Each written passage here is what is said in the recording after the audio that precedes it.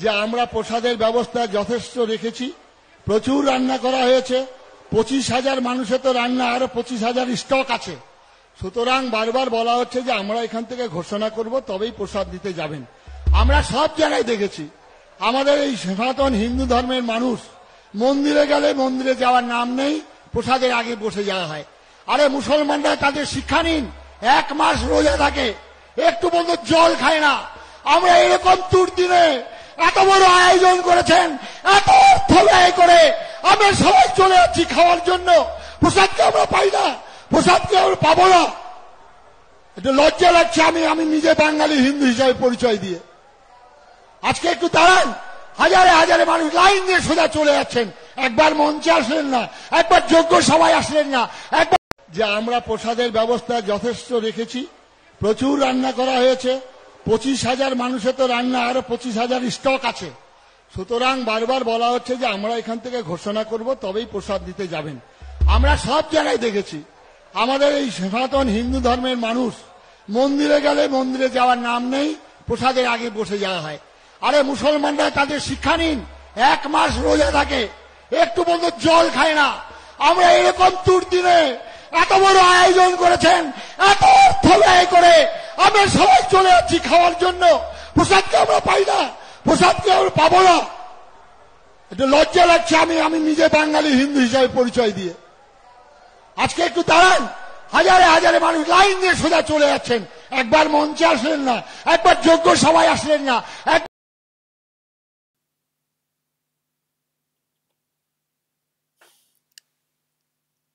দর্শক কি বলবেন, এটা গতকালকে কাঁথিতে যে প্রোগ্রাম হয়েছে, সেখানে কার্তিক মহারাজ ছিলেন। তো ওখানে এই রকম একটা বিষয় ঘটেছে।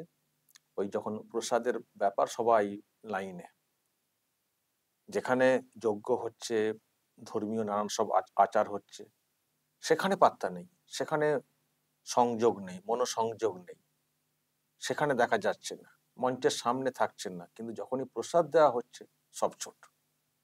এ কি সনাতনী, কি হিন্দু? কার্যত এই প্রশ্নই তুলেছেন কার্তিক মহারাজ। এবং সেই সঙ্গে একটা কথা বললেন, মুসলিমদের থেকে শিক্ষা নিন, রোজা মাসে কিভাবে না খেয়ে পুরোপুরি তারা থাকেন। খুব আক্ষেপের জায়গা থেকে কথাটা বলেছেন, নিশ্চয়ই বুঝতে পারছেন। এবং উনি মেজাজও হারিয়ে ফেলছিলেন, দেখে সব হুড়োহুড়ি, আগে প্রসাদ, যেন প্রসাদ আর পাওয়া যাবে না, আগে খাওয়া, আগে কিছু পাওয়া। প্রসাদ তো আরো তো আছে, বলা হচ্ছে আছে, রান্না হচ্ছে, এত সবার আগে গিয়ে আগে প্রসাদটা খেতে হবে, আগে পেটটাকে। তাও প্রসাদ বলতে কতটা ভক্তির সঙ্গে খাওয়া হচ্ছে, বা কতটা ওই পেট ভর্তি করার জন্য খাওয়া হচ্ছে, এটাও কার্যত প্রশ্নের আকারে আসছে। কার্তিক মহারাজ যেভাবে কথাটা বলছেন, প্রসাদ খাওয়াটাও ভক্তির ব্যাপার, কিন্তু ভক্তি না পেট ভর্তি করার জন্য কিছু একটা খেতে হবে, সেই জন্য এটাও কার্যত একটা এটা নিয়েও প্রশ্ন তৈরি হচ্ছে। তার দর্শক, যেটা আর কি পরিষ্কার, আমি আরো কিছু কথা শুনছিলাম, যেটা বুঝলাম যে শুধু ওই মুখে জয় শ্রীরাম বললাম মাঝে মধ্যে, আর হিন্দু হিন্দু হিন্দু বলে চিৎকার করলাম, আমরা সব হিন্দু, এক হতে হবে, এইসব বললেই হিন্দু হওয়া যায় না, সনাতনী হওয়া যায় না। কিছু বিষয় মানতে হয়, ধৈর্য যেখানে দেখানোর সেখানে দেখাতে হয়, একটু ভক্তির প্রয়োজন রয়েছে। প্রকৃত হিন্দু হওয়া আগে দরকার, তারপর হিন্দু হিন্দু করে চিৎকার করবেন, জয় শ্রীরাম বলবেন, বা প্রসাদের দিকে ঝুঁকবেন। আগে প্রকৃত হিন্দু হন, তো প্রকৃত হিন্দু হন, আগে ভক্তিটা আনুন মনের মধ্যে, তারপর নিজেকে হিন্দু বলবেন। শুধু জয় শ্রীরাম মাঝে মধ্যে চিৎকার করে বললেন, কপালে একটা ফিরতি বেঁধে ফেললেন, বা একটা তিলক দিয়ে দিলেন, আর গেরুয়া রঙের কিছু একটা পরে ফেললেন, এর হিন্দু সনাতনী হওয়া যায় না। ভক্তির প্রয়োজন রয়েছে, একটা আত্মিক যোগের প্রয়োজন রয়েছে, যেটাই কার্যত বলার চেষ্টা করেছেন গতকালকে কার্তিক মহারাজ। প্রিয় দর্শক, আমি শফিকুল ইসলাম এবং আপনারা দেখছেন আরামবাগ টিভি। আমার কিন্তু নিজেরও এটা মনে হয় কখনো কখনো যে কেমন হিন্দু, আর এটাও মনে হয় যে হিন্দুদের মধ্যে ঐক্য কোথায়। আর ঐক্য না থাকার পেছনে ওটাও একটা কারণ। যে বলছেন হিন্দু কিন্তু প্রকৃত হিন্দুই নন, না সেই ভাবনাটাই নেই। যদি সেই ভাবনাটা থাকতো তাহলে দেখতেন খুব মানে জোরালো ঐক্য কিন্তু দেখা যেত। মুসলিমদের মধ্যে দেখবেন ঐক্য বিরাট, যদিও মুসলিমদের যে ধর্মীয় যে অনুশাসন তার অনেক ভুল ব্যাখ্যা অনেকে দিয়ে থাকেন, যেগুলো আমি নিজেই মানি না। একটু বাড়াবাড়ি করা হয়, একটু গোড়ামি থাকে, কিন্তু ওভারঅল আপনারা দেখবেন মুসলিমদের মধ্যে একটা ঐক্য বিরাট। একটা ডাক যদি দেওয়া হয় সবাই ঝাঁপিয়ে পড়েন, পড়েন না? নারায়ে তাকবীর একবার বললে সবাই দেখবেন আল্লাহু আকবার বলতে বলতে ঝাঁপিয়ে পড়বে। এত ঐক্য আপনি কোনো কমিউনিটির মধ্যে পাবেন না। আমি আবার বলছি, এর মধ্যে অনেক গোড়ামিও কাজ করছে, আমি তাও বলছি আর কি, তর্কের ব্যাপারটা যখন এসছে সেই জন্য বলছি, এত ঐক্য কোনো কমিউনিটিতে পাবেন না। আর আপনি মুসলিমটা ছেড়ে দিন, মুসলিমটা বাদই দিন, ওনার মুসলিম সম্পর্কে অনেক প্রশ্ন যেহেতু আছে। মুসলিমের বাইরে আরো যেসব ধর্ম আছে তাদের কথা বলুন তো, তাদের সঙ্গে পাল্লা দিয়েও কি হিন্দুরা ঐক্য হতে পারে? খ্রিস্টান কমিউনিটি, তাদেরও একটা ডাক যদি দেওয়া হয়, তারা যেভাবে ঐক্যবদ্ধ হয়ে থাকেন, বা কোনো অংশে আঘাতপ্রাপ্ত হলে অন্যরা যেভাবে গর্জে ওঠেন, হিন্দুরা কি সেই গর্জন করে? আপনি অন্য যে কোনো ধর্ম দেখে নেবেন, যে কোনো ধর্ম, একমাত্র হিন্দু ধর্মের লোকেরা ছাড়া বাকি সব যে কমিউনিটি সবার মধ্যে ঐক্য বিরাট। এর কারণ হচ্ছে তারা ধর্মীয় ভাবনাতে ভাবিত, তারা ধর্মীয় ভাবনাতে ভাবিত।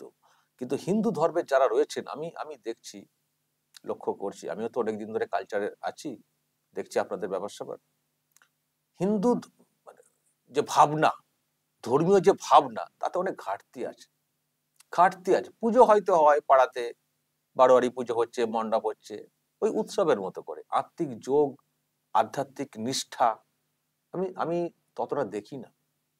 শুধু কেমন কেমন হচ্ছে প্যান্ডেল, কেমন লোকজন বলছেন ভালো, কি আয়োজন, ব্যাস এটাই। কিন্তু যে জন্য আয়োজন, যে জন্য ব্যবস্থাপনা, সেটা কজন করেন, কতটা নিষ্ঠার সঙ্গে করেন, কতজন ঠিক মতো করে অঞ্জলি দিতে যান। আর দেখবেন যখন মুসলিম ধর্মের কোনো প্রোগ্রাম হয়, ধরুন ঈদ হয়, তো দেখবেন ঈদে এমন লোক খুব কম খুঁজে পাবেন যারা নামাজ পড়তে যান না। ঈদের ম্যাক্সিমাম 99%, 1-2% ছেড়ে দিন। কিন্তু যখন পুজো হয়, সবাই হিন্দুরা সময়ে অঞ্জলি দেন, পুজোর যে রীতিগুলো আছে সবাই মানেন, ওই যান, মণ্ডপ দেখে ঠাকুর দেখে ঘুরে সারা রাত ঘুরে খেয়ে দিয়ে চলে এলেন।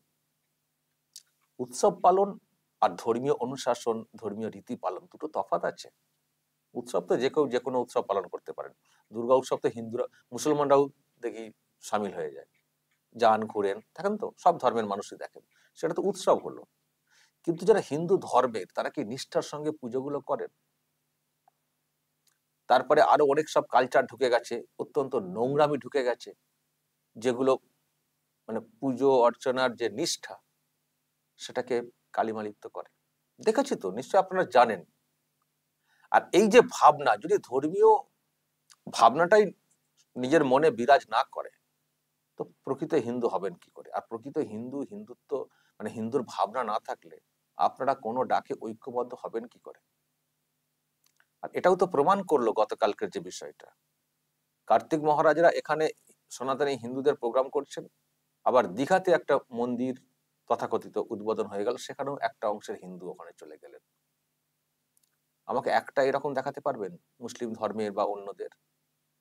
দেখাতে পারবেন যে ধর্মীয় এরকম কোনো বিভাজন তৈরি হচ্ছে, সেখানে মুসলিমরা দুটো ভাগে বিভক্ত হয়ে দুরকম ভাবে সমর্থন করছেন দুদিকে, বা একে অপরের বিরুদ্ধে বলছেন? দেখাতে পারবেন?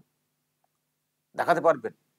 মুসলিম যে কমিউনিটি, তাদের মধ্যেও কিছু কিছু আছে বিষয়, ভাগ আর কি, সে পদবিগত বলুন বা শিয়া সুন্নি ইত্যাদি বলুন, যখন ডাক হবে না ইসলাম ধর্মের ব্যাপার, দেখবেন সব এক, সব এক। এদের মূল যে মন্ত্র, সেটাকে মেনে চলার চেষ্টা করেন। আবার বলছি, অনেকে আবার অনেক বেশি মেনে ফেলেন, বেশি গোড়ামি করেন, সেটা আমি সাপোর্ট করি না। কিন্তু সবের বাইরেও দেখবেন মুসলিম যে কমিউনিটি, তারা কিন্তু এক। আমি এ প্রসঙ্গে আর একটা কথা আপনাদেরকে বলে রাখি, এই যে ভারত পাকিস্তান একটা দ্বন্দ্ব হচ্ছে, তো ভারত পাকিস্তান একটা দ্বন্দ্ব এই মুহূর্তে আছে, তো একটা অন্যরকম পর্যায়ে দেখবেন একটা মাঝখানে মিটিং হয়েছে ভারতের তরফ থেকে, আফগানিস্তানের যিনি বিদেশ মন্ত্রী তার সঙ্গে একটা বৈঠক হয়েছে, দেখেছেন তো আপনারা, কি ছবি এসছে। এইরকম আরো কিছু ইসলামিক কান্ট্রির সঙ্গে যোগাযোগ স্থাপন করার চেষ্টা হচ্ছে, কিন্তু আপনাদেরকে আমি লিখে দিলাম, এখানে লিখে রাখুন, বলে দিলাম, যদি কখনো ভারত পাকিস্তান সত্যি যুদ্ধটা শুরু করে দেয়, মানে যদি সত্যি যুদ্ধটা হয়ে যায়, একটা ইসলামিক কান্ট্রিও ভারতের পাশে দাঁড়াবে না। আমি আপনাদেরকে বলে দিলাম, লিখে রাখুন। আফগানিস্তানের সঙ্গে বৈঠক হচ্ছে, তো যদি পাকিস্তানের সঙ্গে ভারত সত্যি যুদ্ধে লিপ্ত হয়ে যায়, ওই আফগানিস্তানে দেখবেন পাকিস্তানকে সাপোর্ট করবে, ভারতকে সাপোর্ট করবে না। তাদের ইন্টারনাল কিছু বর্ডার ব্যাপার আছে, তাদের কিছু জায়গা বা কিছু আছে, কিন্তু যখন এখন ভারত পাকিস্তান মানে বুঝতে পারছেন তো, একটা হিন্দু মুসলিম নিরিখে বিষয়টা, দেখবেন সাপোর্ট পাবেন না। যেমন দেখছেন প্যালেস্তাইনের সাপোর্টে গোটা বিশ্বের মুসলিমরা ঐক্যবদ্ধ হয়ে মানে ইসরায়েলের বিরুদ্ধে কথা বলেন, ঠিক ওই রকম হবে। ফলে এটা হচ্ছে একটা ভাবনা। আমি বেসিক ফ্যাক্ট গুলো বলছি, আপনারা হয়তো দ্বিমত কেউ কেউ প্রশ্ন করতে পারেন, করবেন কমেন্টে, আমি সেগুলো পড়বো।